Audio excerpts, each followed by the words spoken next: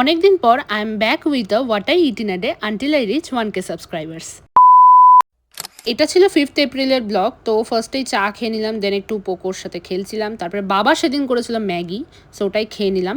And সেদিন ছিল Sunday, so দুপুরবেলা একটু যাচ্ছিলাম আউটিংয়ে, মানে বাইরে লাঞ্চ টাঞ্চ করার প্ল্যান ছিল। সো মালদায় ওপেন হওয়া একটা নিউ ধাবার খাবার মা ট্রাই করবো অনেকদিন ধরে বলছিল, সো চলে গেছিলাম বর্মন ধাবাতে। এই ধাবাটার ফুল রিভিউ যদি তোমরা দেখতে চাও তাহলে অবশ্যই কমেন্টসে জানিও। তো ফার্স্টেই নিয়েছিলাম ভেজ থালি, দেন কি খাবো ভাবছিলাম। এখানে মেনুগুলো তোমরা দেখে নিও, আমি বেসিক্যালি ভুলে গেছি এতদিনে। সো তারপর নিয়েছিলাম মাটন। অনেকদিন ধরে মাটন খাওয়া হয় না, আর আমার বেসিক্যালি খেতে অতটা ভালো লাগে না, বাট সেদিন ভাবলাম এখানে বলছিল যে এটা ফেমাস, সো ট্রাই করে দেখি। একদম রিয়াজি মাটন ছিল, মাংসটা বেশ ভালো সেদ্ধ হয়েছিল, আর মশলাও খুব সুন্দরভাবে গেছিল মাংসটাই। সো আমার তো খেতে বেশ ভালোই লাগলো, যে জায়গায় আমার ভালো লাগে না অতটা খেতে, তো ভালোই লেগেছিল সেদিন। তারপরে রসগোল্লার পায়েস ছিল, এটাই খেলাম। দেন দেখো এখানে বাবা মিষ্টি খাচ্ছে, আর পোকো বাবার দিকে হাঁ করে তাকিয়ে আছে।